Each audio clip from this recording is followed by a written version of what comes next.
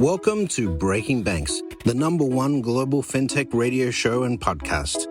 I'm Brett King. And I'm Jason Henricks. Every week since 2013, we explore the personalities, startups, innovators, and industry players driving disruption in financial services. From incumbents to unicorns, and from cutting-edge technology to the people using it to help create a more innovative, inclusive, and healthy financial future. I'm JP Nichols, and this is Breaking Banks. Welcome to this special mashup edition of Breaking Banks and Barefoot Innovation with Joanne Barefoot. Joanne, of course, we've been on each other's podcasts, but we are this time in Necker Island in British Virgin Islands. What brings us to Necker today? The Virgin Unite group has put together a special event on Fintech, brought together a group of amazing innovators from around the world to talk about what should the future look like in finance and Fintech. Awesome. And joining us in the hot seat as our mutual guest and conversationalist in this is Nick Hughes. Nick is most well-known in the Fintech space for his work in the foundational work in establishing M-Pesa in Kenya. After that, M-Copa. He's currently working on carbon credit space. Nick, welcome to thanks, Brett. Podcast. Yeah, nice to be here. And it's been a wonderful couple of days talking about all things fintech with as you say, quite a diverse group of people. It's been good. So, what's been the most interesting things you guys have been exposed to at the event? Well, I think the way they've structured the days have been good because you had a couple of presentations early in the morning and then discussions in the afternoon. And I like that format because you can listen to, and I think the speakers, you guys, Brett kicked us off with a look at the future. Yeah. And then this morning you covered what are we going to do about regulation? These are all big topics. And then around the edge, we can have these conversations with people in the room that are, some of them are pretty big change makers themselves. And so, it's been a sort of perfect combination. And of course, we're sitting in a beautiful location with and it really amazing, is stunning. It's incredible. I mean, if you'd told me, I don't know, let's go back, 10 years or so ago, actually M-Pesa's, it goes back further than that. It's 18 years right? old. Yeah. It's in March, it turned 18. So it's only just an adult. So 61 million customers now. Absolutely. Across Africa. It's set a good model. I mean, not just from the regulatory side, but from the business model. It was a telco running a digital financial service, not a bank. I think our Barefoot Innovation listeners would welcome just hearing the short version of. Yeah, tell us about M-Pesa's performance, because those numbers are really impressive. Yeah, sure. And where it came from, how you got the idea. Yeah, okay. I'll just restate it again. This isn't just me. I had an amazing team of very, very talented problem solvers. 20 years ago it started because we raised. Now, 20 years ago, we used to be concerned. I was working for Vodafone, big telco, and I was leading a team that was trying to help Vodafone get to grips with what we used to call the Millennium Development Goals, and now we know them as the Sustainable Development Goals, SDGs. And we were doing all sorts of things with mobile tech and mobile health. We were doing some mobile-based education, some great projects. And then at a meeting, I met a representative from the UK government that said, we're running a competition. We're giving away grant money. Come up with an idea, pitch it in, and you could win, decent amount of money to test your idea out. And so at the time, financial inclusion was clearly part of the Millennium Development Goals, still is part of our an important development issue. It was a bit of a hot topic. Eunice was driving microfinance out in Bangladesh, and so we thought, okay, surely we can use the phone to help create a very light payments model. And we focused initially on making it linking it to a microfinance institute. Anyway, cutting a long story short, we won £1 million, which in today's money is probably double that, maybe more. And that gave me the chance to put a small team together, go down into one of our territories. The Vodafone Group had a number of operating companies across the globe, but we went to Kenya and we started testing what we could do with mobile phones. And these were feature phones, remember, not smartphones we've got today.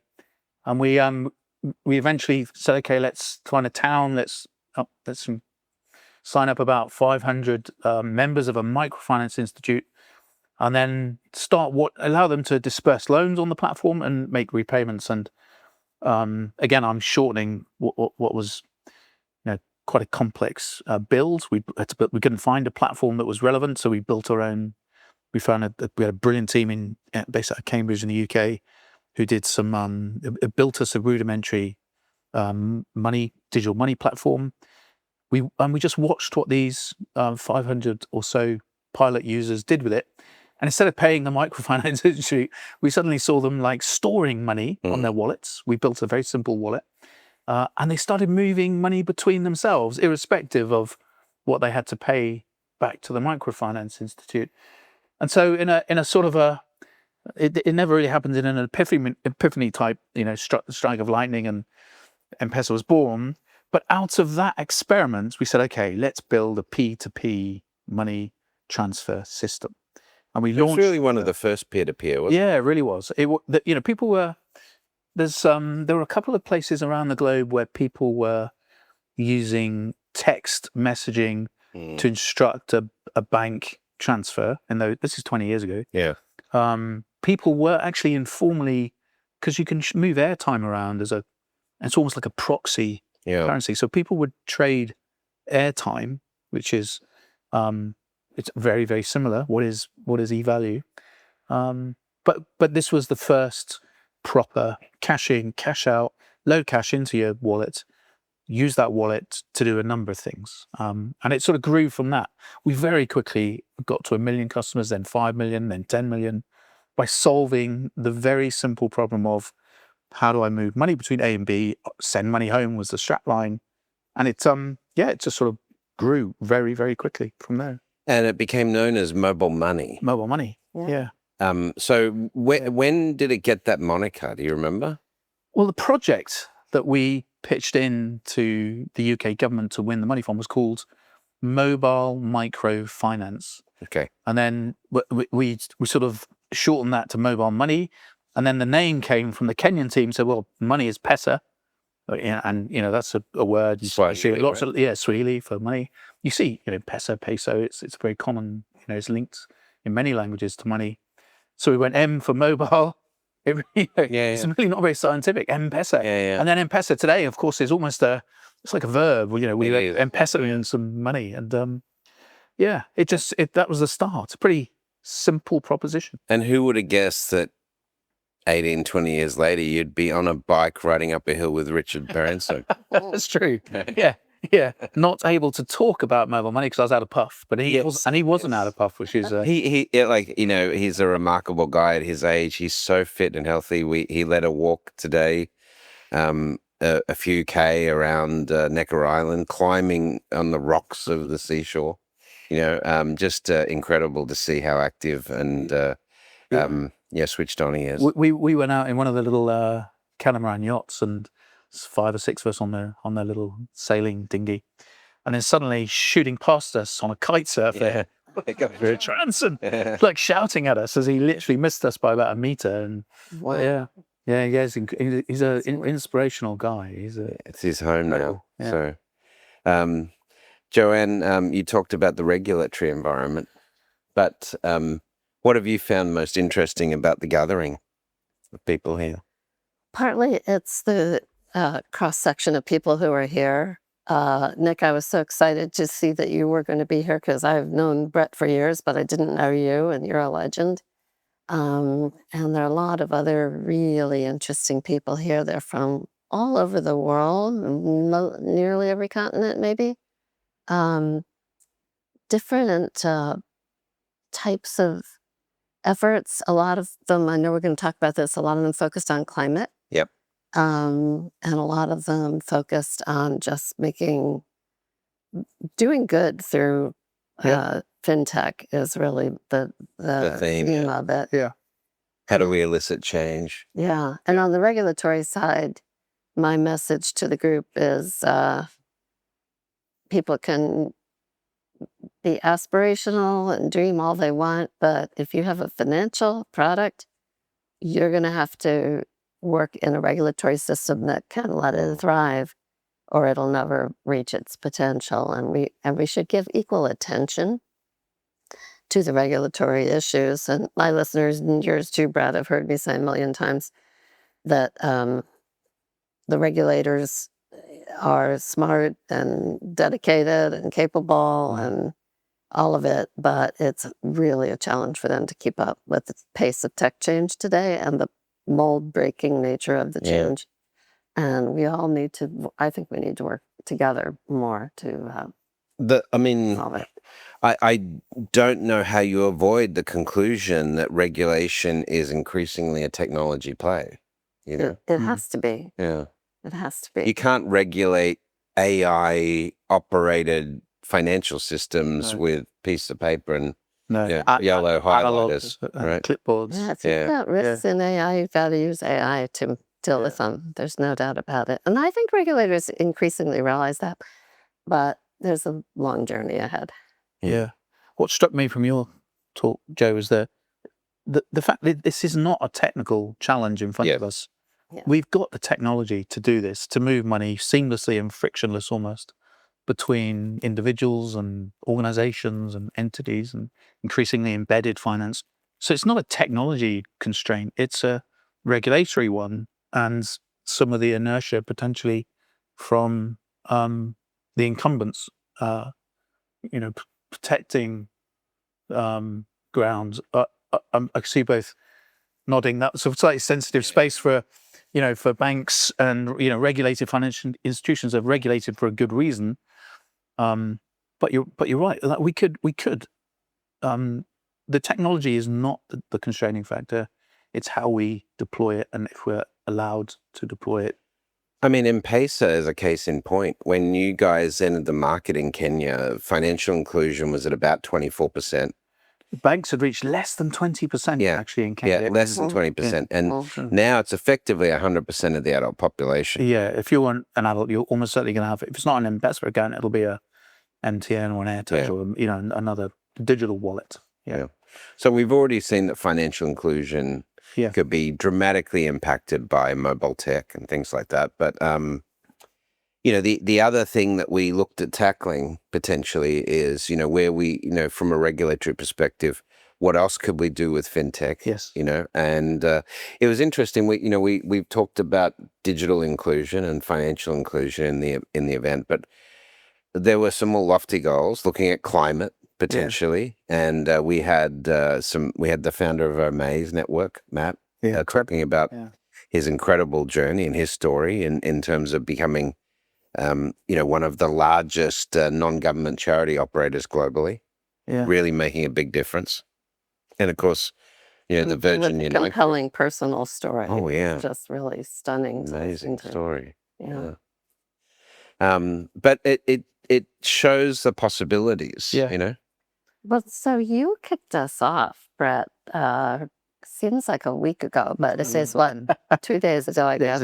3 days, something like that. With Glimpse of the Future, and everyone knows you're a futurist, but share some of the highlights that you brought to this group to set the stage for what we should think about for that weekend. I mean, I don't think this is any surprise to the Breaking Banks audience. I've shifted into the futurist role over the last 10 years or so, and run the Futurist podcast as well. But I think what I'm getting more confident about articulating is that the current system of economics, the way we think about money, and its role in society, and the metrics that we use to currently measure the performance of economies, namely GDP growth, trade surpluses and things like that. All of that sort of becomes a little bit meaningless in the face of some of the changes, macro level changes that we're going to be talking about over the next 20 to 30 years. So I decided to sort of focus more on that, is what does the world of 2050 look like? what do economies look like in the 2050s, and how will climate mitigation and AI, embedded in our society, how's that likely to change our operating system as a species? If I was talking about that 10 or 20 years ago, it would sound like science fiction. Yeah, but it's here. But it's here. Yeah, exactly. Yeah. I had the misfortune of following Brett. Brett was the first speaker. So Second I agree on. that's a high bar, but you were fantastic. You did a great job, yeah. No.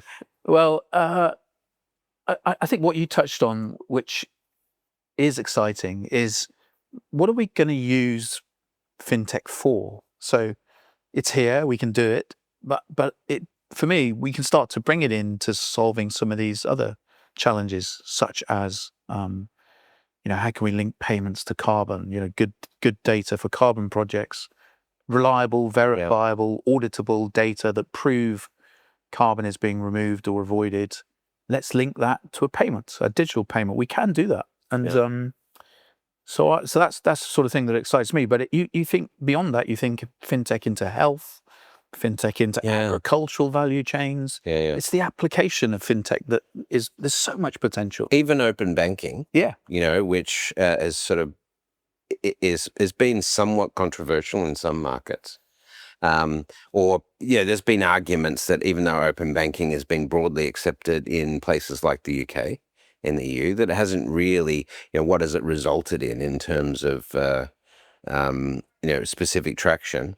But if you look at how we're going to have to deal with things like longevity or an AI-based advanced healthcare, we're going to need open data for health, right? Exactly. So it's sort of like open banking becomes a bit of a template for open data generally and sort of the regulatory environment.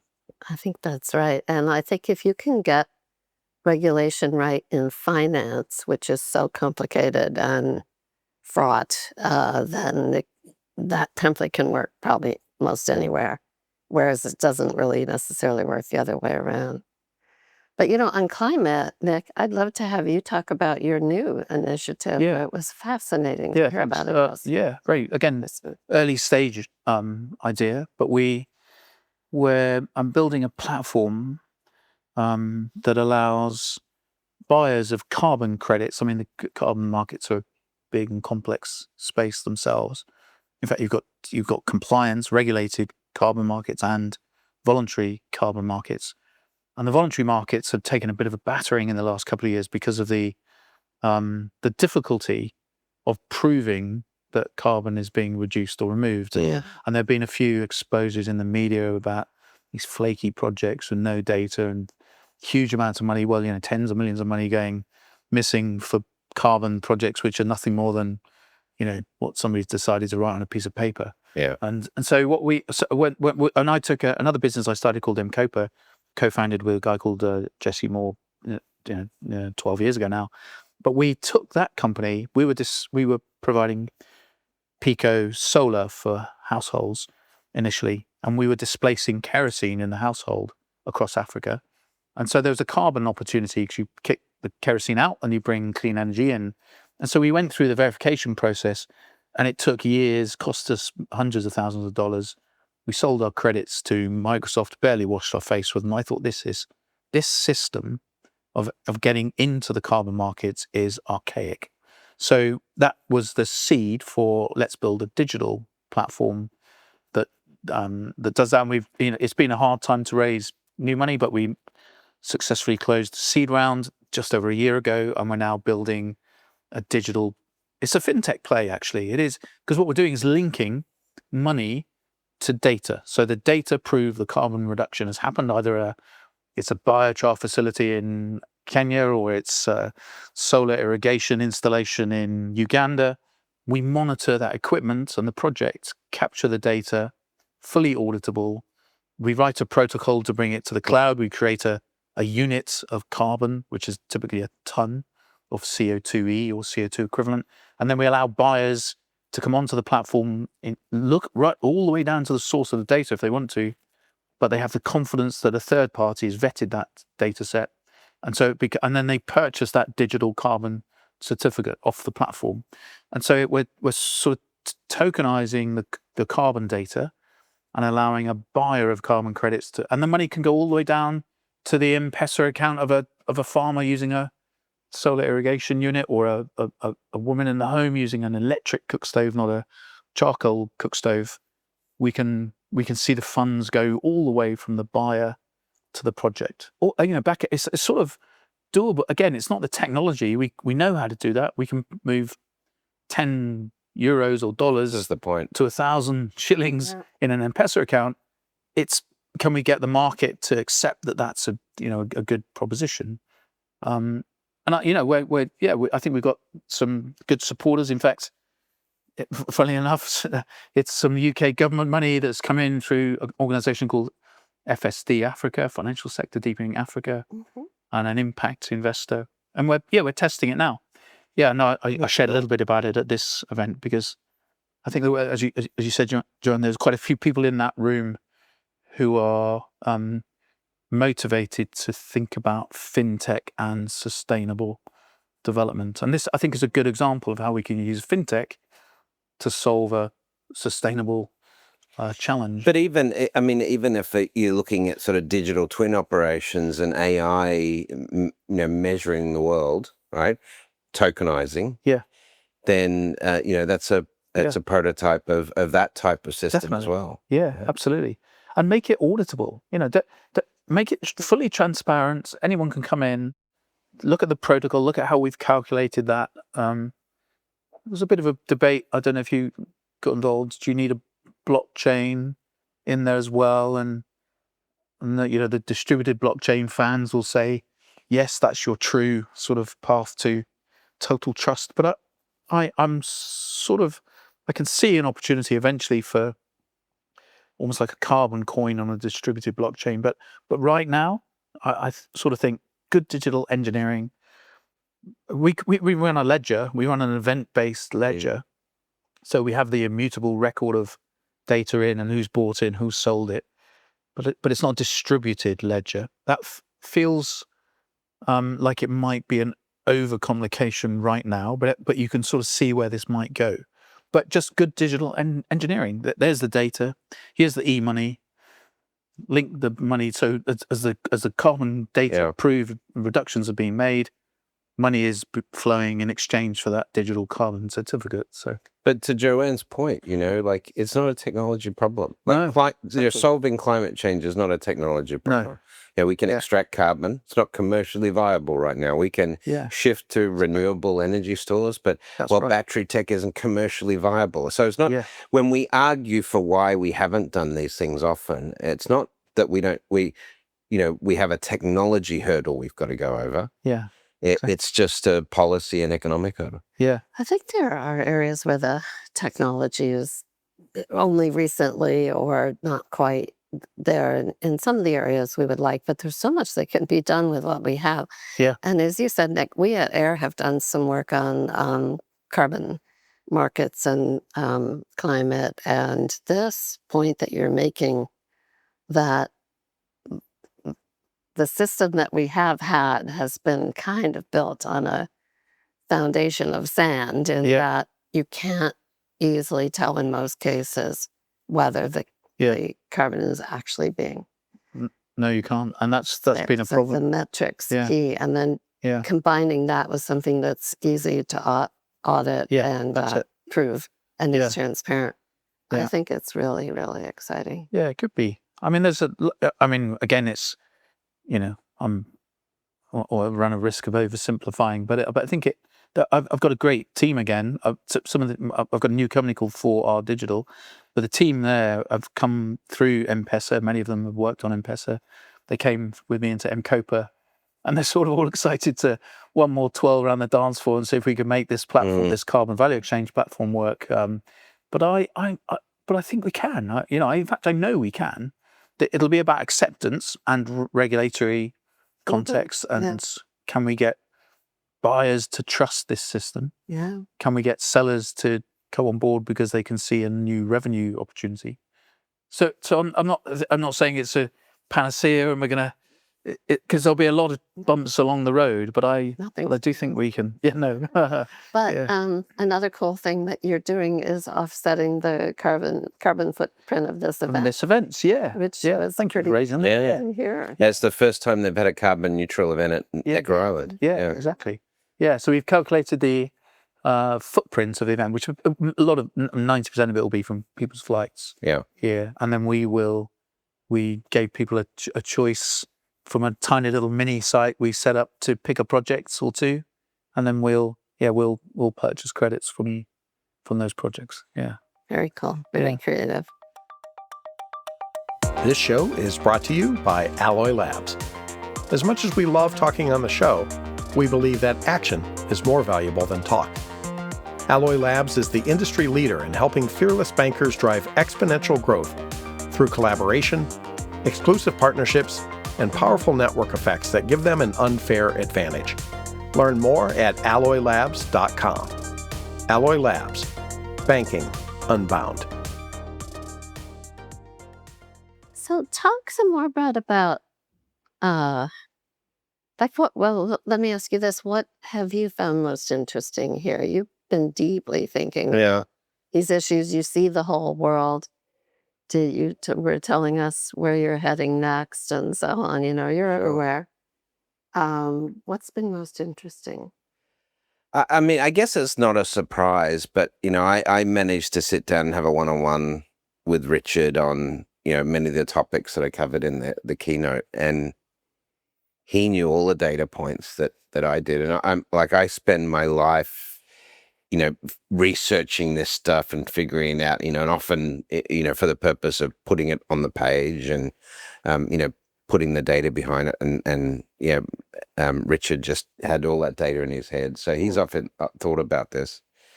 But it's great to come into an environment like this where when you're talking about the impact of artificial intelligence and how that's got the potential to change the world, or how quickly climate impact is changing humanity, that you don't have to argue the toss on any of that.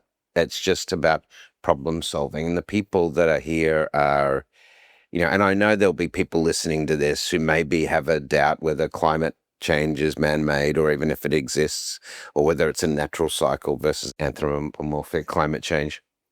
But here we've been able to look at how humanity transitions to what comes next, without that debate side of it, and also accepting the exponentiality of these changes that are happening. So for me, that, the group of people that are open to those ideas and looking at problem solving, it's hugely positive, because for me, it says we don't have to enter a phase of collapse, broad social unrest because of techno unemployment, or massive economic impact from climate related issues. There is a path. If you get the right people in the room together, there is a path forward, and these problems can be solved. So I think that's what I would probably broadly take out of the meeting of the minds that's happened here. I agree. If we solve the regulatory parts of all of them, I mean, we've talked also about things like affordable housing and broadly financial health. And I don't remember all the problem statements that we were grappling with today. But, my feeling is I won't say it's easy to envision the tech and sort of business solution for so many of these things using new tech. But all those things are going to bump up against barriers unless we think of an ecosystem shift that's bringing the policymakers and the regulators to the table, helping them understand what the case is for why this change is actually going to be better, why it's actually going to advance their own goals in most cases. And then what do we do? And my argument is the regulators themselves need to modernize their technology. They need a new model. They need to be in the cloud. They need to be getting good data. They need timely data. They need complete and granular data. They need AI and other tools like that for analyzing patterns. They need to be able to keep up with trends. They need to be able to analyze the reported data from the entities they regulate, and also the big data and the external data on what's going on in the world. And I made the argument that bank supervisors ought to be equipped with their own AI agents who absolutely look at the big patterns. And a queryable system where the bank examiner or the securities investigator or whatever could look at information and say, is this happening? What's happening there? What's the early alert light that we should be paying attention to? Somebody asked a good question today to you about where are the bright spots? Can you see any of the regulators starting to work on this? A lot of them are starting to work on it. And I don't think any of them, even the ones that are really kind of famous for being committed to this kind of thinking, don't claim they've got it all done. But the UK is really far along, actually, the Financial Conduct Authority. I have a show with, I could put it in the show notes, with them on, they are fully in the cloud. They are bringing That AI in itself is a huge tools. And they have a sandbox 3 years to do it. channel. I think they started. They pioneered the tech sprint. They pioneered the tech sprint model, and they had the original sandbox, and they've been doing. And I also called out the Monetary Authority of Singapore today. They've really been outstanding. But there are regulators all over the world who are have reached a point where they think we've got the technology change has gotten to the point where they know they need to change. And now they're trying to figure out, how do we do that? What are the resources needed? How do you prioritize? What does that journey look like? And I thought it was interesting. You also called out, you referred to Mark Carney, who has since become Prime Minister of Canada. Yes. That's the correct title, isn't it? That's right. He was obviously governor of the Bank of England not too long ago. Governor of the Bank of England. And he talked about the fact that the level of information that regulators were receiving, what was the quote? So he said several years ago, and I've been quoting him ever since, that at the Bank of England, I don't remember the number, but they receive so many pieces of data that if their supervisors read it all, it would be the equivalent of reading the complete works of Shakespeare every day, twice a day. Can you imagine? Every week, twice a week. But it's still, it's still it's impossible to sort of think about that. So what that means, they can't see what's going on well enough. They're going to need better tech to do The other that. thing that Carney talked about, and we discussed this at length as well, was that he said that he thought we needed new value systems to emerge. So Nick, what do you think the value? How do we change the value systems around the economic systems? Well, actually, Mark Carney had a role to play in, along with, I think, Bill Winters. He co-led a UN working group on how do we make the carbon markets work properly. And the big point in this document was, we need a proper digital infrastructure if the markets are going to work. So and as part of that, and then he gave the Wreath lectures in the UK, were sort of a common, once a year they ask celebrities to come and give a couple of lectures on some big topics. And Carney came and talked about value, then how we need to bring new metrics into what we value and how we quantify it. And can we start to find better ways to encapsulate that value, and how do we recognize it and potentially monetize value in different ways? And so I thought he's got some brilliant opinions, and I think he can clearly see that there's an emerging world in which we can quantify the value we put on different things beyond just dollars or cents or pounds or pennies. To my knowledge, he's the first head of state or head of a country who was previously a financial market supervisor. And so he's got deep insights into the kinds of things we think about. And I think that's really interesting. Yeah. Doesn't matter anyway. Trump's going to take over Canada, isn't he? Oh, Then please. it's going to become a sub-state. I mean, the chaos that has wrought on global policy and global economics cannot be understated. But without obviously we have a lot of American listeners, so we'll choose to steer clear of that a little bit today. Okay. But I'll say for my listeners at Barefoot Innovation have heard me say, whether you like what Trump is doing or don't like what Trump is doing with the changes to the government and Elon Musk and Doge, the fact that the system is being broken in many profound ways means that people should be thinking about what should come next. And you should be working. So why don't we finish on that note? What do you think? Let's put a positive light on this. Yeah. What do you think is possible for what comes next as a result of your few days here in Necker Island with Virgin Unite, Richard Branson, and a host of other really interesting people? Shall I go first? Or you want to go? Yeah. So I'm an optimist anyway, but I think it's just reinforced that there are some very influential people and organizations starting to think through where this is going.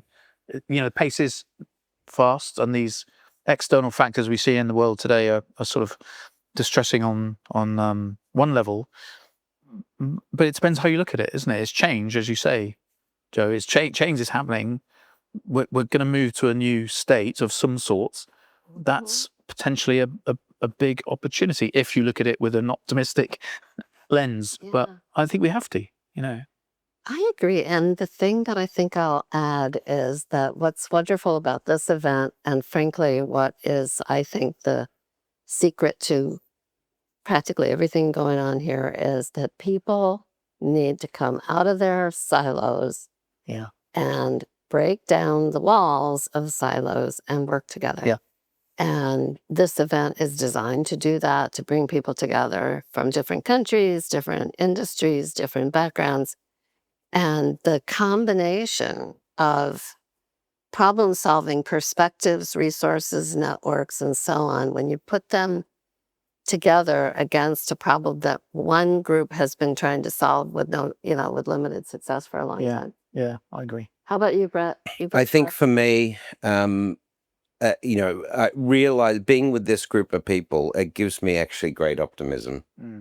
Because when you get people that are future focused, but on fixing the problems we have, rather than trying to defend the current system, which is often what we get into, that there's really no limit to what we can accomplish. Absolutely. And just the small group of people we've had here and the potential that has come from these conversations shows that, it's this, again, like you said, Joanne, it's not a technological problem.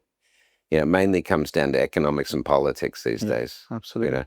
But if we can get past all of that, none of these problems that we talk about are unsolvable or too difficult. Homelessness, poverty, longevity, all of these things. We are on the cusp of some amazing changes if only we give ourselves permission to adapt as a species. Yeah. Well said. There you go.